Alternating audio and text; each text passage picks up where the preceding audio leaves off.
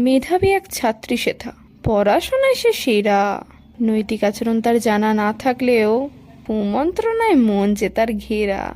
কিন্তু সেসব যে কারো চোখে পড়ে না। আত্মীয়রা তাকে দেখিয়ে বলে, কিরে মানু, ওর মতো হতে পারিস না।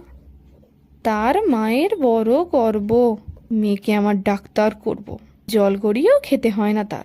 শিক্ষা কি দিয়েছে মানুষকে বোঝার? মা বলে, মেয়ে আমার টপার, দরকার কি জল গড়িয়ে খাওয়ার। কিন্তু বাস্তবটা যে বড়ই কঠিন, বুঝতে পারবে ঠিকই একদিন। সেই দিন এলো আজ। মেয়ে হয়ে উঠল নাম করা ডাক্তার। তার বাবা মাকে বন্ধুদের সামনে আনতে পারে না। আজ যে তার বাবা মার ক্লাসের সাথে তার ক্লাস মেলে না।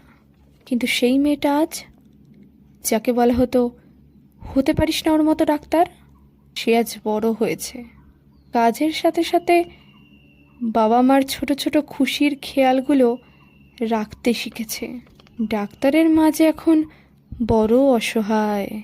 দেখা হলেই সবাইকে বলে, মেয়ে এখন লায়েক হয়েছে।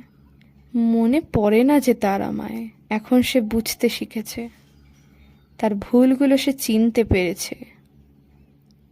বাস্তবে সেই মেয়ে ভালো হয়, যার ডিগ্রির থেকে নৈতিক শিক্ষাই বড় হয়।